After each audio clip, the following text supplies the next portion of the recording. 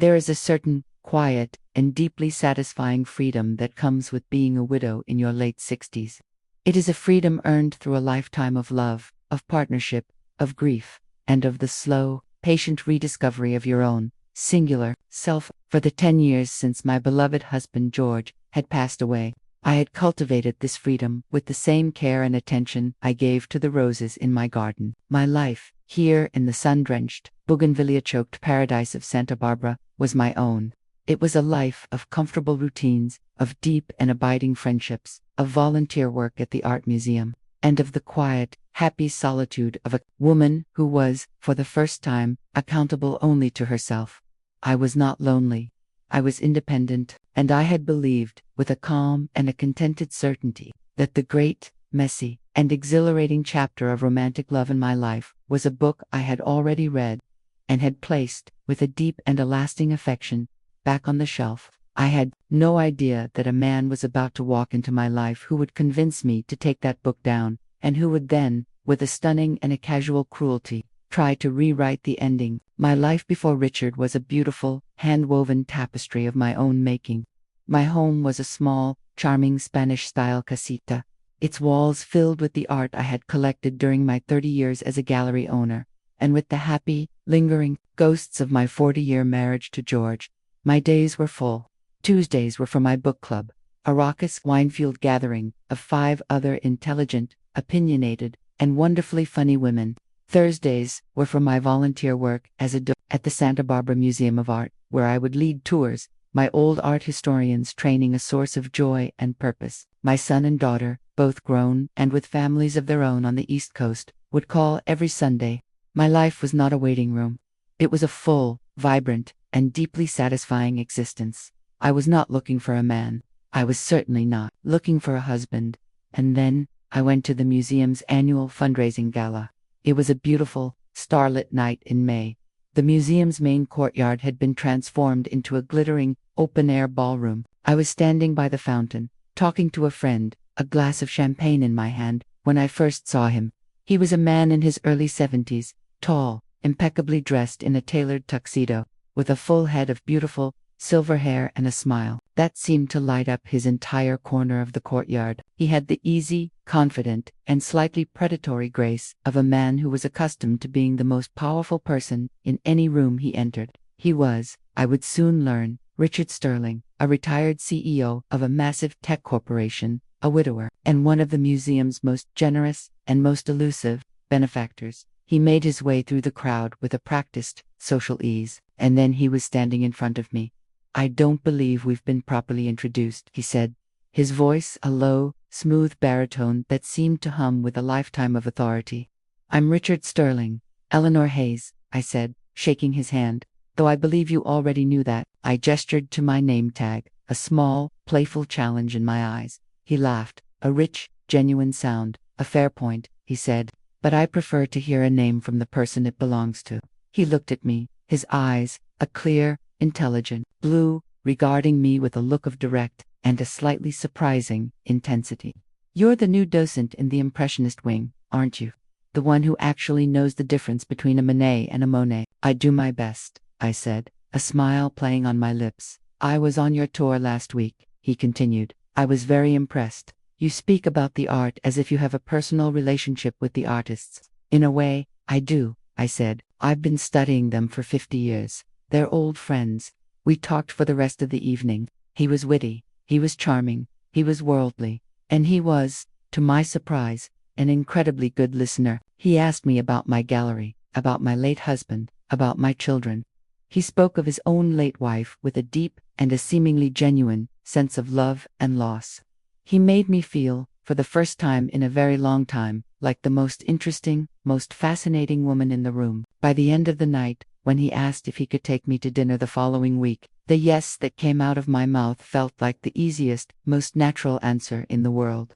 Our romance, from that first glittering night, was a whirlwind. It was a chapter from a book I had never, in my wildest dreams, imagined I would be starring in. Richard courted me with the same single-minded and deeply focused intensity that I imagined he had once used to orchestrate a corporate takeover. Our first date was not a simple dinner. He flew me, on his private jet, to San Francisco for the evening, for a private, after-hours tour of the De Young Museum, followed by a late-night supper at a restaurant that had a 3-month waiting list. The dates that followed were a blur of similar, extravagant, and beautifully orchestrated experiences. We had box seats at the opera. We had front-row tickets to the symphony. We spent a weekend at his magnificent, sprawling vineyard in Napa Valley. He was the most romantic, most attentive man I had ever known. He would send me flowers for no reason at all. He would remember a small, offhand comment I had made about a particular artist, and would then, a week later, present me with a rare first-edition book about their work. He was just as charming with my friends. I had, with a great deal of trepidation, invited him to one of our Tuesday night book club meetings. I was terrified that this powerful, corporate titan would be bored and condescending to my loud, bohemian, and deeply intellectual friends. But he had been perfect. He had not only read the book, a dense and difficult piece of literary fiction, but he had come with a list of insightful, intelligent questions. He had debated with my friend who was a literature professor. He had flirted charmingly with my friend who was a retired judge, and he had, by the end of the night, completely and utterly won them all over. Ellie, my God, my best friend, Clara, had whispered to me in the kitchen as we were getting more wine. "Where did you find this one? He's like a unicorn, a handsome, brilliant, ridiculously rich, and seemingly normal unicorn." And he did seem normal. He seemed perfect. In our quiet moments, the moments away from the galas and the private jets, we would talk for hours. We would walk on the beach in front of his magnificent oceanfront estate, and we would share the stories of our lives. He told me about his wife, who he had lost to cancer 5 years before, the same disease that had taken my George. We bonded over our shared grief, over the strange, hollowed-out experience of navigating the world without the person you had planned to grow old with. He made me feel seen. He made me feel understood, and he made me feel, for the first time in a very long time, a little less alone. The red flags, I can now see in the harsh, unforgiving light of hindsight, were there from the beginning. They were just small, subtle things, little warning signs, that I had willfully, and in my romantic, love-struck haze, chosen to interpret as endearing quirks. There was the time he had suggested I sell my beloved, slightly impractical, but deeply cherished vintage Mercedes convertible. "It's a beautiful car, darling," he'd said, his voice a smooth, reasonable purr. "But it's not very safe or comfortable. A woman of your elegance should be driving something more substantial, more appropriate. Let me have my dealer find you a nice, new Lexus sedan. My treat." I had been so flattered by his generosity that I had completely missed the quiet, controlling undertone of the word appropriate. There was the time he had made a passing, dismissive comment about my friends from the gallery, the loud, chaotic, and wonderfully vibrant group of artists I had spent my life with. "They're very colorful, your friends, Ellie," he had said after a party, "but a little bohemian, don't you think? A little loud." He was subtly, gently, trying to edit my life, to prune the parts of it that did not fit with his own quiet, corporate, and deeply conventional world, but had ignored it all. I was a 60-year-old woman, and I was in love. I had allowed myself to be swept away. I had wanted the fairy tale to be real. The proposal came 6 months after we met, on a perfect, clear evening in late October. He had driven me up to a secluded, grassy bluff overlooking the Pacific Ocean, a place I had never been before. As we got out of the car, I saw that a beautiful, candlelit picnic had been set up, a blanket on the ground, a bottle of champagne on ice. The sun was a great, fiery, orange ball, sinking into the endless, blue expanse of the ocean. He took my hands in his. His face was a mask of deep, and a seemingly profound, sincerity. "Eleanor," he began, his voice a low, emotional rumble. "These past 6 months have been the happiest of my life. You have brought a light, a joy, back into my world that I thought was gone forever. You are a remarkable woman. You are brilliant. You are beautiful. You are elegant. You are kind. You are the perfect partner, the perfect hostess, the perfect wife." He had then knelt, a little stiffly, on the blanket. He had produced a small, velvet box. Inside was a diamond so large, so impossibly, brilliantly radiant, that it seemed to have stolen the last of the light from the setting sun. "Eleanor Hayes," he'd said, his blue eyes shining, "will you do me the great honor of becoming my wife?" And I, a woman who had thought that part of her life was over, a woman who was so completely, and so foolishly, in love. I had said yes. Of course, I had said yes. I had thrown myself into his arms, tears of pure, unadulterated joy streaming down my face. I was going to be Mrs. Richard Sterling. I had believed in that perfect, beautiful, and deeply deceptive moment, the luckiest woman in the entire world. I had no idea that I was not agreeing to be his partner. I was, in fact, simply signing on for a new, and a deeply, deeply demanding job, and I had not yet been shown the list of my duties. The weeks following our engagement were a dizzying, champagne-fueled dream. I was 68 years old, and I felt like a giddy, love-struck teenager. My life, which had been a comfortable, predictable, and lovely solo performance, was now a grand, sweeping duet. Richard was a man of action, and he threw himself into the planning of our wedding with the same single-minded focus that I imagined he had once used to acquire a rival corporation. I was, at first, charmed by his enthusiasm. I saw it as a manifestation of his deep and abiding love for me. It took me a shamefully long time to realize that he was not planning a wedding with me. He was planning an event in which I was simply the most important and the most carefully managed asset. The first red flag was so beautifully disguised as a generous gift that I completely and willfully missed its true meaning. I had wanted the wedding to be a small, intimate affair, a simple, elegant ceremony in the museum's sculpture garden, followed by a beautiful dinner for our closest friends and family at a wonderful little restaurant I knew. I had started making calls, sketching out ideas in my notebook. Richard had listened to my plans with a patient, indulgent smile. Then, a few days later, he had taken me to a surprise lunch. At the table, a woman with a chic, asymmetrical haircut and an iPad was waiting. "Ellie, darling," Richard had said, beaming, "I want you to meet Julianne. She is the best, the most exclusive wedding planner in all of Southern California. I have hired her to take care of everything for us, so that you don't have to worry about a single little thing." I was stunned. It was an incredibly extravagant gesture, and I was, at first, deeply touched. But as Julianne began to talk, her voice a rapid-fire cascade of venues, caterers, and florists, I felt a small, strange sense of loss. My simple, intimate wedding was being replaced by a massive, professionally managed production, and I was no longer the director. I was just the talent. Julianne was not here to execute my vision. She was here to execute Richard's. I had been given a gift that was, in reality, a beautifully wrapped demotion. But I had smiled, I had expressed my gratitude, and I had told myself not to be so ungrateful. The second red flag was the guest list. We sat down one evening in the magnificent, oceanfront living room of his Montecito estate, a room so large it felt more like a hotel lobby than a home. "Okay," I said, opening my notebook. "My list is quite small. My 2 children and their spouses, my 4 grandchildren, my sister, and my book club. That's about 15 people." Richard had just nodded, a thoughtful look on his face. He then handed me his own list. It was not a list. It was a document, 12 pages, single-spaced. It was a meticulously categorized and alphabetized roster of over 200 people. There were hedge fund managers, retired politicians, and a man he simply referred to as the Prince of Luxembourg.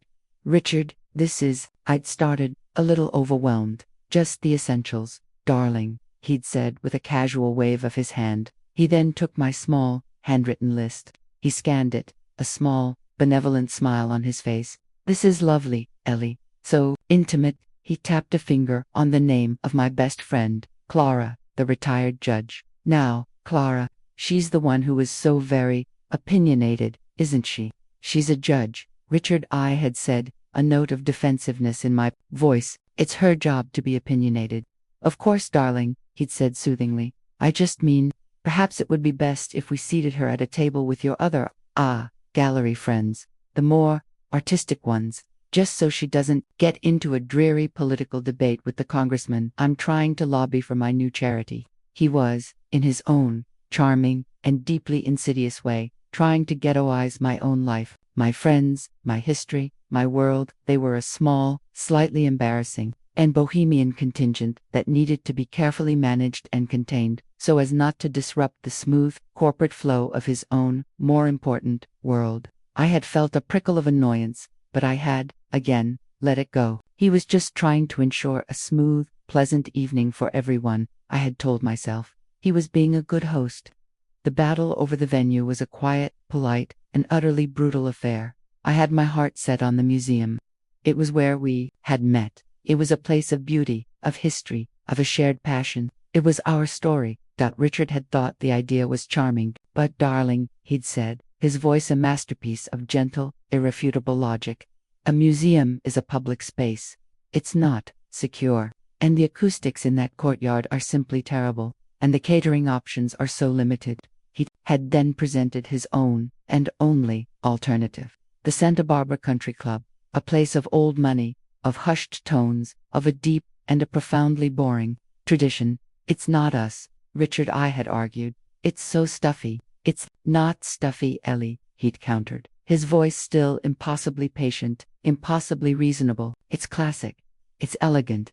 And it sends the right message. It shows a sense of tradition, of stability. It's appropriate for people at our stage in life. He had, in the end, won the argument, not by raising his voice, but by making my own deeply personal preference seem silly, impractical, and slightly childish. He had made me feel as though my desire for a meaningful location was less important than his desire for a convenient one, and so I had conceded. For the sake of peace, for the sake of our love, the final and most deeply personal of these small, prenuptial erosions of my own identity came with the wedding dress. I had gone shopping with my daughter and my best friend, Clara, and I had found it. It was a beautiful, elegant, and stylishly modern gown by a designer I admired. It was a pale, silvery gray, with clean lines and a simple, graceful drape. It was the dress of a confident, sophisticated, and independent 70-year-old woman. I had felt beautiful in it. I had shown a picture of it to Richard that evening, my face alight with a joy I had not felt in decades. He had looked at the picture for a long, silent moment. It's very stylish, darling, he'd said, his voice carefully neutral. Very contemporary. I know, I'd said, my smile beginning to falter. Isn't it wonderful? It is, he'd said, still looking at the picture. But I just wonder, is it quite bridal? I had always pictured you in something more timeless, more classic, something in ivory, perhaps, with a bit of lace. He was not forbidding me from buying the dress. He was just expressing an opinion. But his opinion, I was beginning to learn, was the only one that mattered. In our relationship, he had, with a few carefully chosen words, taken my moment of pure, joyful self-expression and had held it up to his own internal standard of what a wife, his wife, should look like. And he had found it wanting. I did not buy the silver gray dress. I bought a perfectly lovely, perfectly appropriate, and perfectly boring ivory lace dress that he, upon seeing it, had declared was absolute perfection. And I had stood in front of the mirror in the bridal salon, looking at my reflection, at the beautiful, elegant, and entirely foreign woman staring back at me, and I had felt the first, true, and deeply terrifying whisper of a doubt. Who was this person I was marrying? And who was this person I was becoming? My book club, my loud, opinionated, and fiercely loyal friends, were the ones who finally dared to name the ghost that had begun to haunt my perfect romance. We were at our weekly meeting, at Clara's house, a beautiful, chaotic place, filled with books and art and the happy barking of her to-rescue dogs.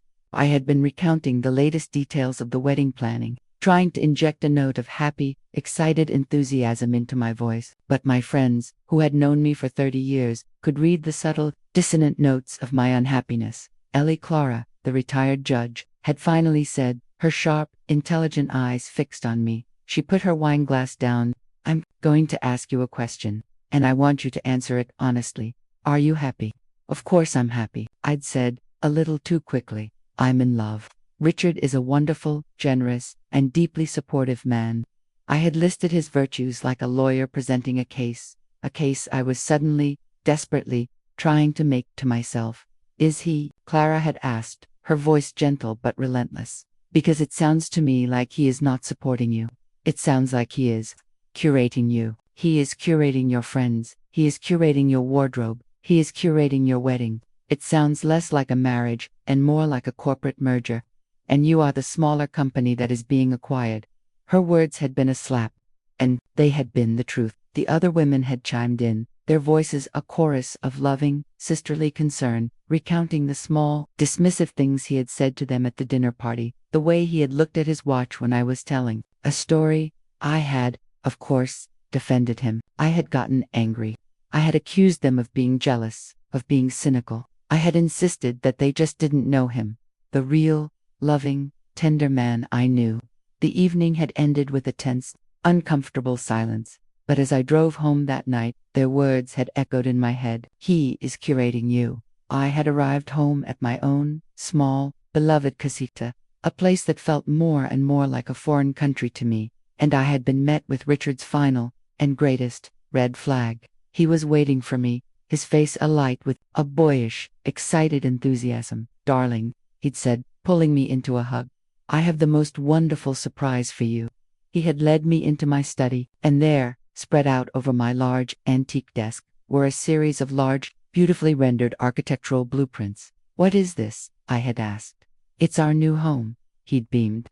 I had my architects draw up some plans. "But this house, a renovation, a complete redesign. We'll expand the master suite, we'll add a wine cellar, we'll modernize the kitchen. We will turn this charming, little house into a proper, secure, and functional estate for us to spend the rest of our lives in." I had looked down at the blueprints, at the plans for the complete and total annihilation of my own beloved home. He was proposing to gut the house that I had shared with my first husband for 40 years. The house where I had raised my children. The house that was a living, breathing archive of my entire life.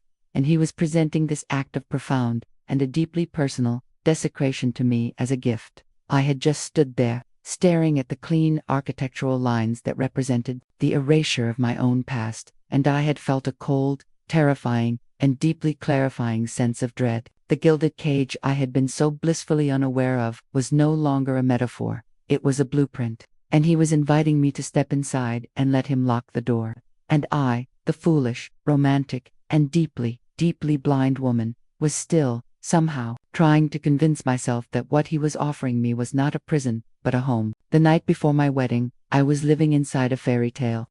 We were in the presidential suite of the Four Seasons, Biltmore, a magnificent, sprawling space with a private terrace that overlooked the moonlit, glittering expanse of the Pacific Ocean. The air was soft and smelled of salt and night-blooming jasmine. A bottle of vintage champagne was chilling in a silver bucket. A bouquet of 100 white roses, a gift from Richard that had arrived that afternoon, sat on the mantelpiece, their perfume filling the room.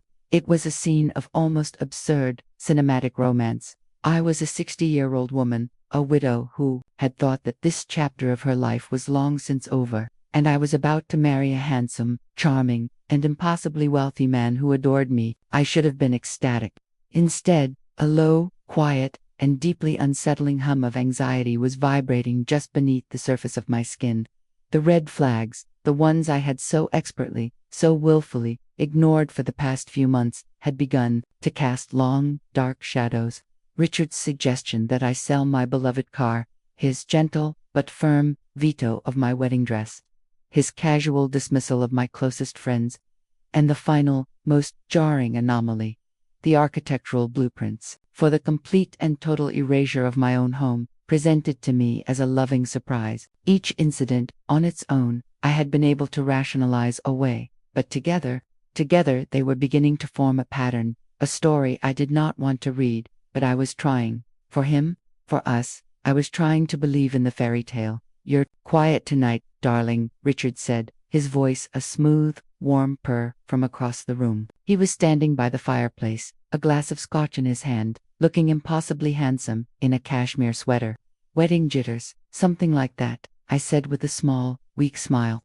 "It's just a lot to take in." "I know," he said, walking over to me. He sat beside me on the plush, white sofa and took my hand. "And that's why I think it's best we get the last, boring, practical detail out of the way tonight, so that tomorrow can be purely about us. About the romance." He reached over to the coffee table and picked up a large, beautiful, and deeply ominous-looking folder. It was bound in a soft, dark blue leather, with our initials EH and RS embossed in gold on the cover.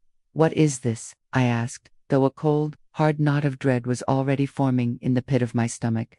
Just a simple prenuptial agreement. My love, he said, his voice a breezy, casual thing, a mere formality. It's what smart, modern, and wealthy couples do. He chuckled, a sound that was meant to be reassuring. We are both at a stage in our lives where we have considerable assets, and we both have children. This is just a simple, practical document to protect their respective inheritances, to keep things clean and uncomplicated. It's a sign of respect, really, for our pasts and for our future. He placed the heavy folder in my lap. It felt like a gravestone. I am not a naive woman. I had been married for 40 years to a wonderful man, and we had built a comfortable life together. But my assets were my beloved, art-filled casita, and a modest, well-managed investment portfolio. His assets were a global empire of stocks, properties, and offshore accounts so vast and so complex that they probably had their own gravitational pull. The idea that this document was about protecting my children's inheritance was a laughable, if charming, fiction. This was about protecting his protectant, and on a logical level, I understood, it was practical. Of course, Richard, I said, my voice a little too bright. I understand completely. I opened the folder. The paper was thick, creamy, and expensive. The font was an elegant, classic serif. The first few pages were exactly what I had expected, a dense, impenetrable forest of legalese, detailing the separation of our pre-existing assets. It was, as I had suspected, brutally once that I would be entitled to a small, almost insulting, annual stipend in the event of a divorce. My own home, my casita, would be considered a shared asset if we used his funds to renovate it. I felt a small, cold prickle of annoyance, but I told myself this was normal. This was how the world of the very, very wealthy worked. I was prepared to sign it, and then I turned the page, and I saw the title, centered in a calm, elegant, and deeply sinister font, Addendum B, a framework for marital harmony. It was not a legal document, it was a list of rules, a multi-page bullet-pointed and meticulously detailed instruction manual for how to be his wife. I stared at the first rule, my mind refusing, for a long, surreal moment, to process what I was seeing. 1. Physical wellness and appearance. A. Eleanor will endeavor to maintain a healthy and active lifestyle, consistent with the standards of our shared social circle. B. Eleanor's weight shall not fluctuate more than 10 pounds, plus or minus, from her weight as recorded on our wedding day. C. All clothing and cosmetic choices for public, social, and charitable events shall be mutually agreed upon, with the goal of presenting a unified, classic, and elegant front. I read it twice, then a third time. He had, in the first 3 bullet points of our marriage contract, just placed a legal, contractual obligation on me to not gain weight, and had given himself veto power over my own personal wardrobe. Silver gray dress I had loved, the one he had so gently, so reasonably, talked me out of, flashed in my mind. It had not been a suggestion. It had been the first, unofficial enforcement of a rule he had not yet had the audacity to show me. I felt a wave of nausea, a hot, creeping flush of humiliation that started in my stomach and spread through my entire body. I looked up at him. He was across the room, by the bar now, pouring himself another scotch, his back to me, completely, blissfully, and arrogantly unaware that he had just detonated a bomb in the middle of our perfect, romantic fairy tale. My hands were shaking as I turned to the next page. 2. Social and familial obligations. A. Tuesday and Thursday evenings are to be reserved for Richard's business-related social obligations and dinners. Other, pre-existing social commitments, such as Eleanor's weekly book club, will be rescheduled to a suitable weekday morning or afternoon. B. Visits from Eleanor's children and grandchildren shall be limited to 4 for pre-scheduled weekends per calendar year, so as to maintain a regular and predictable household schedule. C.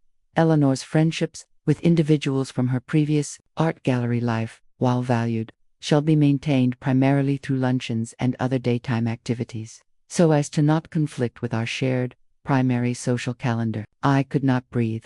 He was not just curating my clothes. He was curating my life. My friends, the women who had been my rock for 30 years, were being demoted to daytime activities. My own children, my beloved son and daughter, were being relegated to 4 pre-approved visits a year. He was trying to sever my connections to my own world, to isolate me, to make his world, his stuffy, corporate, and deeply boring world, the only one that mattered. My friend Clara's words from that night at book club echoed in my ears. It's a corporate merger, and you are the company that is being acquired. I turned the page. It got worse. 3. Household management and aesthetics. A. All major household purchases, including but not limited to furniture, art, and appliances, with a value exceeding $1,000. 0. Must be mutually pre-approved in writing. B. The architectural and interior design plans for the renovation of the Hayes residence, as presented to Eleanor on October 12th, are hereby approved and will commence within the first 6 months of the marriage. C. Eleanor will be the primary liaison for all domestic staff, including the chef, the housekeeper, and the groundskeeper, ensuring that the household is run to Richard's established standards of excellence. I was not to be his partner. I was to be his high-end, unpaid, and deeply disrespected property manager, a glorified housekeeper with a very, very large diamond ring. He had even, I noted with a kind of hysterical, detached amusement, included the date he had shown me the blueprints that would destroy my own home, as if that had been a formal, corporate presentation and not a monstrous, deeply personal ambush. The final page was the worst. It was the one that took the love, the joy, the intellectual spark I had thought we shared, and had ground it into a fine, gray, corporate dust. 4. Public and political discourse. A. In all public and social settings, politically contentious or otherwise divisive subjects are to be avoided. In the interest of maintaining a pleasant and harmonious atmosphere, B. Eleanor will endeavor to support Richard's publicly stated political and philanthropic positions, or to remain gracefully neutral. C. At all times, the couple will present a unified, supportive, and non-confrontational front. He was telling me to be quiet. He was telling me to have no opinions of my own. The intelligent, opinionated, and sometimes difficult woman he had claimed to have fallen in love with at that museum gala. He had no interest in being married to her. He wanted to marry a beautiful, silent, and well-dressed ghost who would nod approvingly at his side and never, ever, cause a scene. I finally reached the end of the document. I sat there, in the opulent, flower-scented silence of that presidential suite, and I felt the last, lingering vestiges of my love for him just die. It was a quiet, painless death. It was not a heartbreak. It was a clarification. The man I had fallen in love with, the charming, witty, and deeply empathetic widower, he did not exist. He had been a fiction, a carefully constructed character designed to close a deal. The real Richard Sterling, the one who had been hiding behind the mask, was the man who had written this document, a cold, controlling, and deeply insecure tyrant who saw a wife not as a partner, but as his final and greatest acquisition. I looked up. He had turned and was smiling at me from across the room, a look of calm, benevolent, and utterly misplaced confidence on his handsome face. He held up his glass in a small, silent toast. He thought I was reading a simple, boring, financial document. He had no idea I was reading his soul, and his soul was a cold, hard, and deeply insulting contract. The fairy tale was over. The beautiful, romantic dream was a lie, and in its place was a profound and a wonderfully, gloriously, liberating clarity. I knew, with an absolute and an unshakable certainty, exactly what I was going to do next.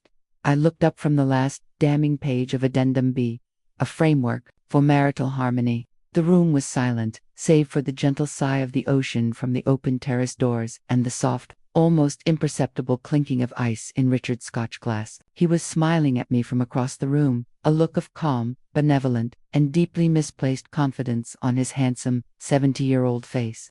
He was a king, surveying his latest, most beautiful acquisition, and he was waiting for her to sign the articles of surrender. He had absolutely no idea that he was in the presence of a rebellion. He had no idea that the woman he was looking at, the charming, elegant, and accommodating widow he had so expertly courted for the past 6 months, had, in the space of reading 5 bullet-pointed pages, ceased to exist. In her place was someone new, or perhaps someone very, very old. The young, fiercely independent art history student who had marched for civil rights in the 60s. The young woman who had started her own gallery with a shoestring budget and a mountain of debt, and had turned it into a cultural institution. The woman who had held her husband's hand through a long and a terrible illness. who had managed his estate, raised 2 children, and who had, for the past decade, stood entirely and proudly on her own 2 feet. He had not seen that woman. He had only seen a beautiful, appropriate companion with a good social pedigree. He had not wanted a partner. He had wanted a living, breathing, and well-behaved objet d'art to place in the empty rooms of his life, and he had, with the calm, arrogant confidence of a lifelong CEO, just presented me with the terms and conditions of my own objectification. The love I had felt for him, a love that had felt so real, so warm, so full of the promise of a beautiful, shared final chapter, was gone. It had not died a slow, sad death. It had been assassinated. It had been murdered, right here in this beautiful, flower-filled, and deeply oppressive hotel suite, and its killer was the very man who was now smiling at me, waiting for me to pick up the pen. The grief for the man I thought he was, for the beautiful dream he had sold me, was a sharp, sudden, and surprisingly brief pang. It was immediately consumed by a new, and a wonderfully, gloriously clarifying emotion. Not anger. Not yet. It was a cold, quiet, and deeply liberating sense of my own immense and long-forgotten power. I was not a company to be acquired. I was not an asset to be managed. I was Eleanor Hayes, and my signature, my approval, my very presence in his life was a privilege, not a prize he had won. Well, he asked, his voice a smooth, confident purr. He gestured with his glass towards the leather-bound folder in my lap. Just a quick signature on the last page, darling, and we can open that bottle of champagne. We have a wedding to get ready for, after all. He picked up a beautiful, heavy, gold fountain pen from the desk and held it out to me. I looked at his outstretched hand, and I made my choice. I calmly, and with a steady hand, took the pen. I did not, however, turn to the last page of the agreement, the one with the neat, clean line for my signature. I just held the pen, its cool, heavy weight, a comfort in my hand. I looked him directly in the eye.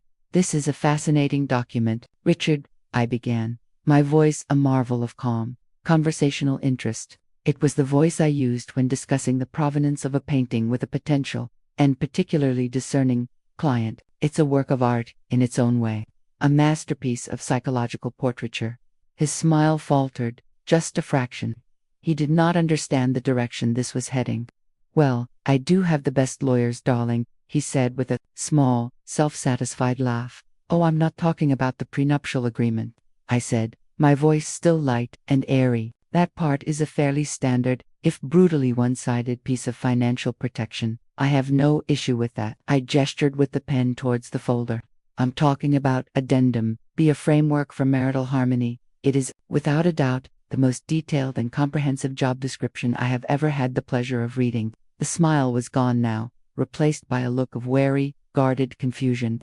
I don't understand what you mean, he said, his voice a little colder now. Of course you don't, I said with a small, sad smile of my own. Let me clarify.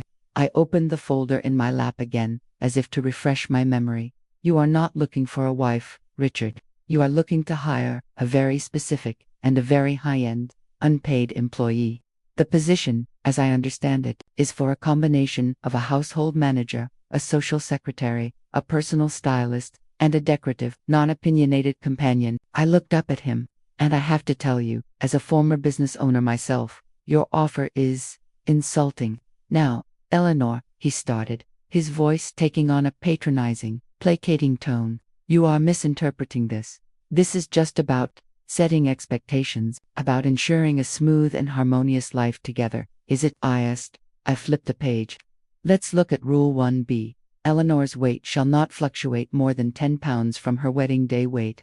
I looked him up and down, a slow, appraising, and deeply dismissive glance. Richard, you are not marrying a woman. You are underwriting a show horse. I am 68 years old. My body is a testament to a long and a well-lived life. It is not a financial asset whose value is tied to a number on a scale. I turned another page, and ruled to see Eleanor's friendships with individuals from her previous art gallery life shall be maintained primarily through luncheons and other daytime activities. I let out a small, genuine laugh. It was a sharp, ugly sound in the beautiful, romantic room. My friends, I said, the words now laced with a cold, hard anger. are not some inconvenient hobby to be scheduled around your dinner parties. They are the women who held me up when my first husband died. They are the family I have chosen, and they are, I can assure you, far more interesting, more intelligent, and more valuable than the collection of stuffy, self-important bores you have on your 12-page guest list. His face was now a mask of pure, stunned disbelief. He was a man who had never been spoken to this way in his entire, long, and well-ordered life. And my personal favorite, I continued, my voice now a low, quiet, and utterly devastating thing. Rule for a politically contentious or otherwise divisive subjects are to be avoided. I am a woman who has lived through the civil rights movement, through the Vietnam War, through the fall of the Berlin Wall. I have opinions, I have a mind, and you, the man who claimed to have fallen in love with that mind, you are now contractually obligating me to silence it, to turn myself into a pretty, smiling, and gracefully neutral piece of furniture at your social gatherings. I leaned forward, my voice dropping to a near whisper. You see, Richard, you have made a fundamental miscalculation. You thought you were acquiring a company. You thought you could come in, fire the old board of directors, my friends, my family, my own thoughts, and install your own. But you have forgotten one crucial thing. I am not for sale. The silence in the room was now a thick, hostile, and deeply uncomfortable thing. Richard's face was a mottled, angry red. The charming, sophisticated CEO was gone, and in his place was a small, petulant boy who had just had his favorite toy taken away from him. This is an outrage, he finally sputtered.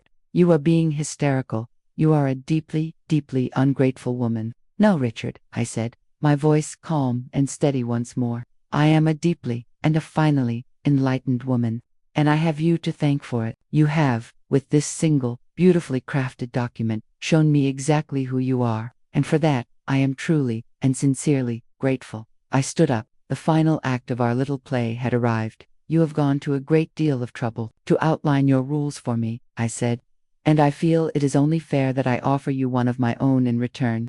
I walked over to the ornate, antique desk that was in the corner of the suite. I placed the final, blank page of his addendum on the leather surface, and with the beautiful, gold fountain pen he had offered me, I wrote.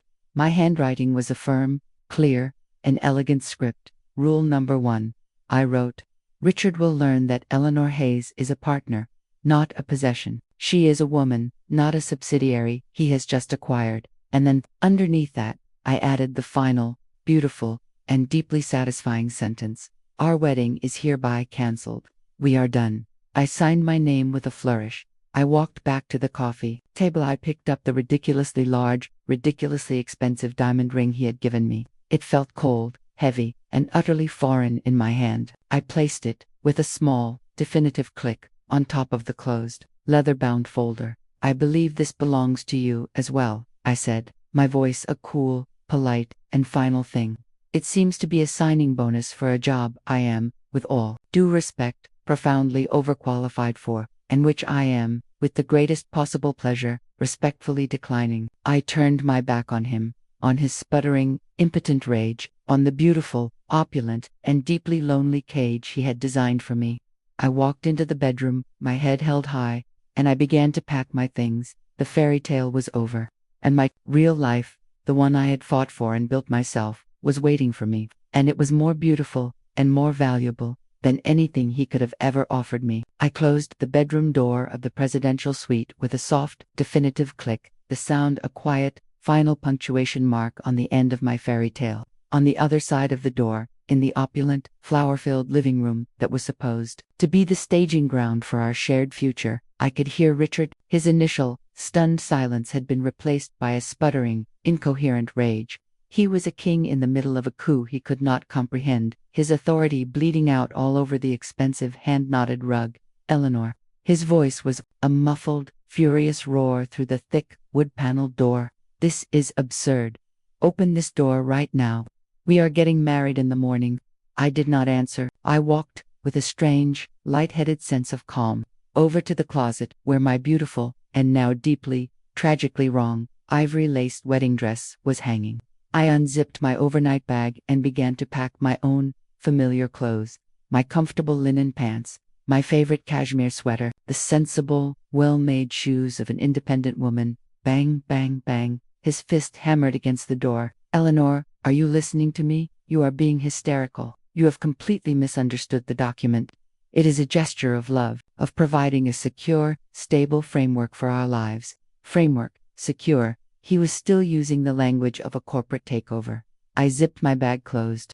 My work here was done. I picked up my phone and I called the one person in the world I knew I could count on for a crisis. The person whose friendship was not a contract, but a covenant. Claire, I said, when she answered. Ellie, are you all right?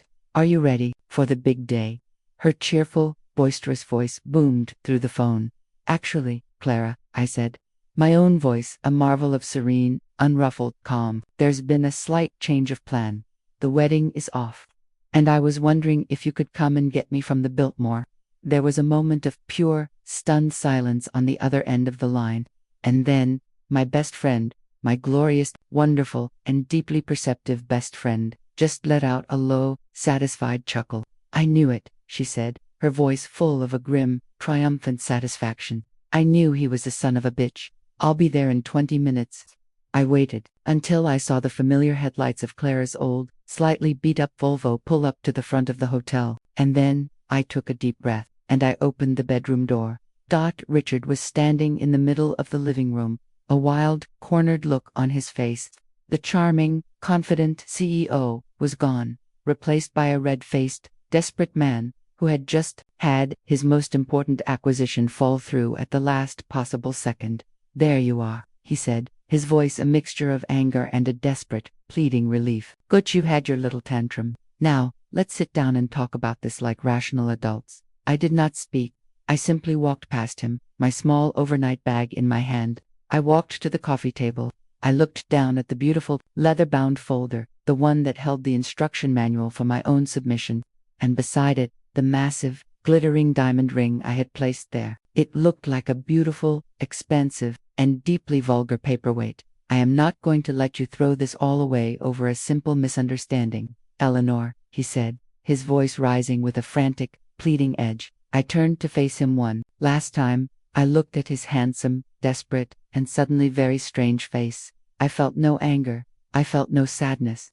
I felt only the profound, and a deeply, deeply pitying, sense of my own narrow escape. There is no misunderstanding, Richard, I said, my voice quiet, but full of the weight of a final, irrevocable truth.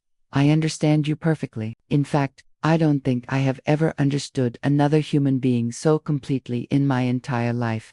And with that, I turned, and I walked out of the door of the presidential suite, and I did not look back. I left him standing there, alone, in the beautiful, silent, and now deeply ironic wreckage of his own perfectly planned future. Clara was waiting for me at the bottom of the grand staircase, her face a perfect picture of loyal, righteous fury. She didn't ask questions, she just wrapped me in a fierce, wonderful hug.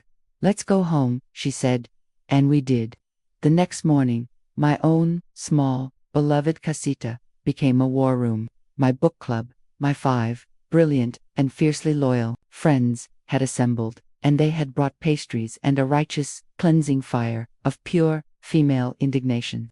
The initial shock of my story, the story of the framework for marital harmony, had quickly given way to a focused, strategic mission, the complete and total dismantling of a 200-guest high society wedding in less than 12 hours.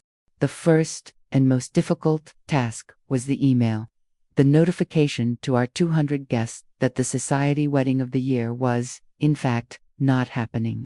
We sat around my dining room table, a council of war, and we drafted it together. It was a document that had to walk a fine and a difficult line. It had to be dignified, it had to be final, and it had, in its own, subtle, and deeply classy way, to tell the truth. Subject: regarding the wedding of Eleanor Hayes and Richard Sterling. Dear friends and family, it began. It is with a sense of profound and a deeply personal clarity that I am writing to inform you that my wedding to Richard Sterling, scheduled for tomorrow, has been cancelled. A marriage, I believe, should be a partnership of equals, a union built on a foundation of mutual respect, trust, and a shared vision for the future. In the final hours, it became clear to me that the foundation upon which Richard and I were preparing to build was not one of shared respect. but one of unilateral expectation, and I, as a woman who has lived a long, independent, and a very happy life, cannot, in good conscience, enter into a union that is not a true and an equal partnership. I apologize from the bottom of my heart for any inconvenience this sudden change of plans has caused you. Your love and support have meant the world to me. I look forward to thanking each and every one of you in person very soon, with the deepest sincerity and respect. Eleanor Hayes. It was a masterpiece of dignified truth-telling. It did not mention the rules. It did not mention the insults. It simply, and with a quiet, unassailable power, stated that I had chosen to honor my own fundamental worth over the comfortable and the deeply compromised alternative. We sent it. The calls and texts that followed were a tidal wave of support. My son and daughter, after their initial, shocked horror, were filled with a fierce, protective pride. My friends, my beautiful, bohemian, gallery friends that Richard had so condescendingly dismissed, rallied around me with a love so pure and so powerful it was a physical shield. The story of the cancelled wedding, and the quiet, dignified reason for it, began to spread through the tight-knit, gossipy world of Santa Barbara society like a wildfire. And the narrative, the one that I had so carefully and so truthfully crafted, was entirely on my side. Richard Sterling was not the jilted groom. He was the controlling, arrogant tyrant who had been so audacious, so foolish, as to present a woman like Eleanor Hayes with a list of rules, and he had been, quite rightly, and quite publicly, put back in his place. A month later, I was in Florence. I had gone alone, the first-class plane tickets, the 5-star hotel suite, the reservations at the city's best restaurants. They had all been booked for a honeymoon for two. I decided to keep them, and to go by myself. I am sitting here now, in a beautiful, sun-drenched cafe in the Piazza della Signoria. The air is warm, the light is golden, and the ancient, beautiful, and deeply civilized world of the Renaissance is all around me. I have spent the last week in a state of quiet, joyful, and solitary bliss. I have wandered through the Uffizi Gallery, revisiting my old friends, the great masters. I have eaten my own weight in pasta and gelato. I have sat here, in this cafe, for hours, just watching the world go by, a book in my lap, a glass of Prosecco in my hand. I think of Richard. Sometimes I feel no anger. I feel no sadness. I feel only a profound, and a deeply grateful, sense of my own narrow escape. He gave me a great, and an unexpected, gift, in the end. He gave me myself back. He reminded me of the woman I had been all along, a woman of strength, of independence, of a deep and an unshakable sense of her own worth. I raise my glass of Prosecco, the bubbles dancing in the golden, afternoon light. I make a toast, not to a husband, not to a partnership, but to the beautiful, unpredictable, and gloriously independent, final chapter of my own life. I had come to Italy for a honeymoon, and I had found one, a long, a beautiful, and a deeply, deeply satisfying honeymoon with the most interesting, the most resilient, and the most important person in my life, myself. My solo honeymoon in Florence was not an ending, it was a beginning.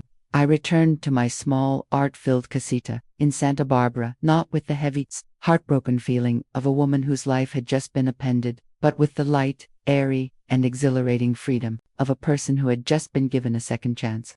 The year that followed was one of the happiest of my life. I had walked to the very edge of a gilded cage, had peered through the bars at the comfortable, constrained, and deeply compromised life that awaited me, and I had found the strength to turn around and walk away. And in doing so, I had not just saved myself, I had rediscovered myself. My life, which had been in a state of romantic, chaotic upheaval, settled back into its own beautiful and deeply satisfying rhythm. But it was a new rhythm, a stronger one. My book club, my fierce, wonderful friends, had welcomed me back from the brink, not with pity, but with a deep, and a slightly awestruck, respect.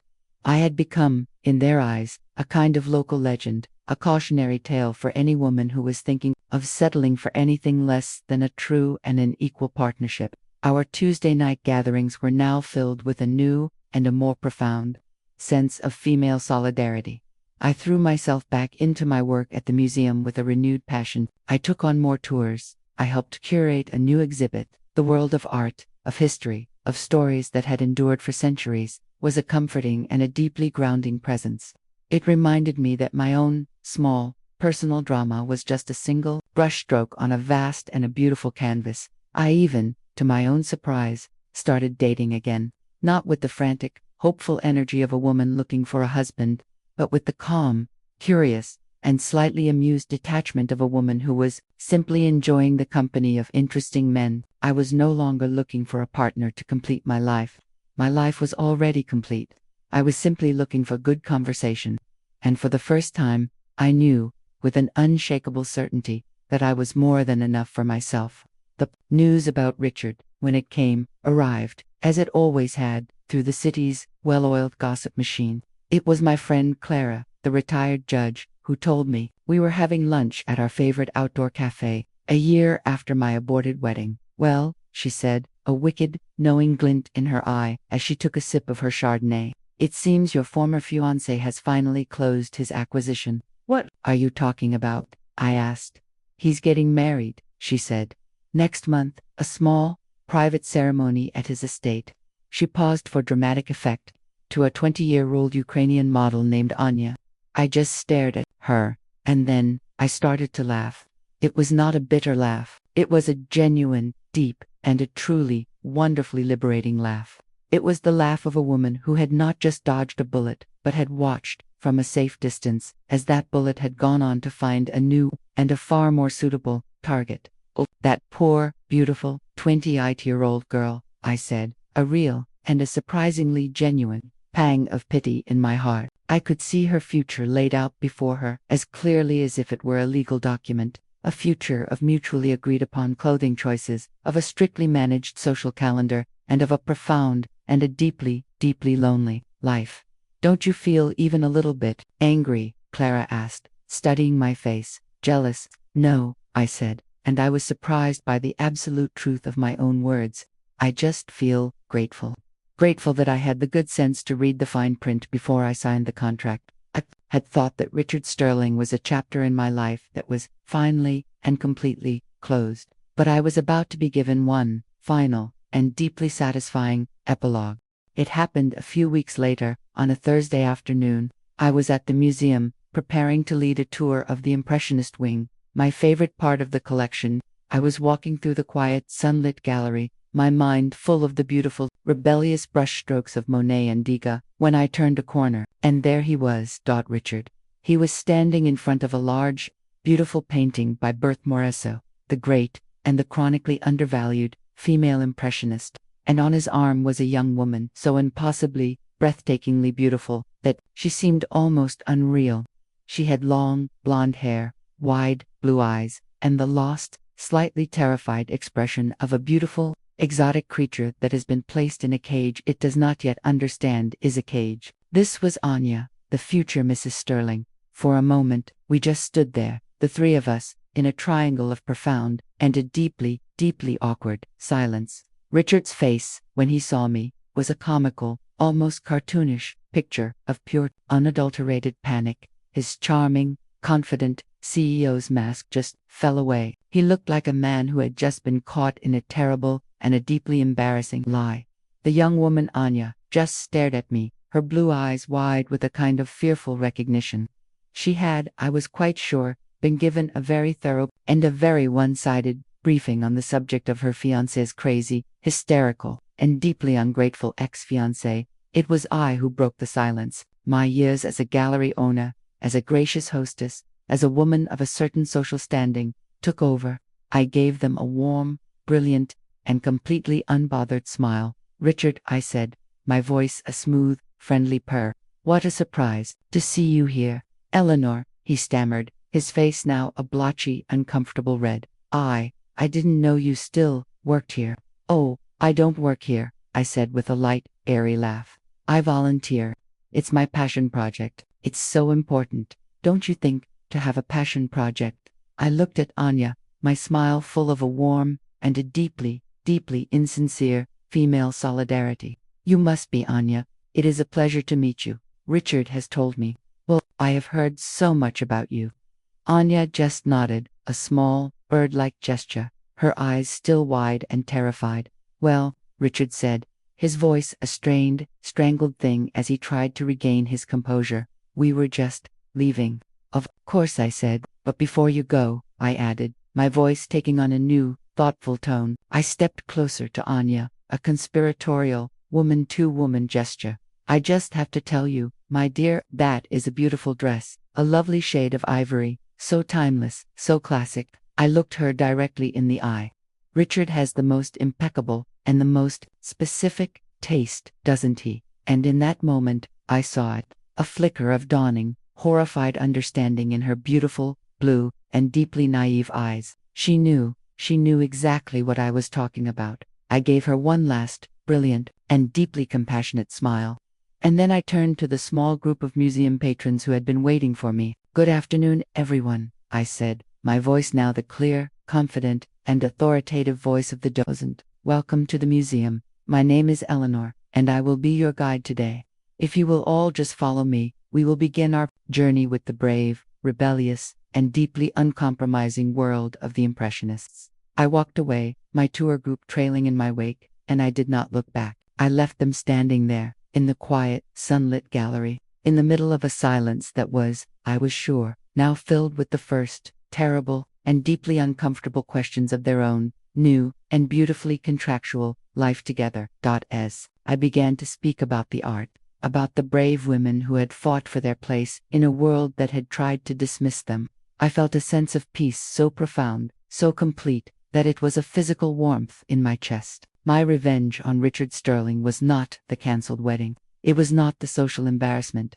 It was the simple, quiet, and deeply satisfying fact that I was here, in this beautiful place, a free woman, surrounded by the art that I loved, telling the stories that mattered. And he was not, he was trapped, for the rest of his life, in the small, airless, and deeply uninteresting prison of his own, controlling world. I had not just dodged a bullet. I had been given a masterpiece, the beautiful, chaotic, and wonderfully, gloriously, independent masterpiece of my own life.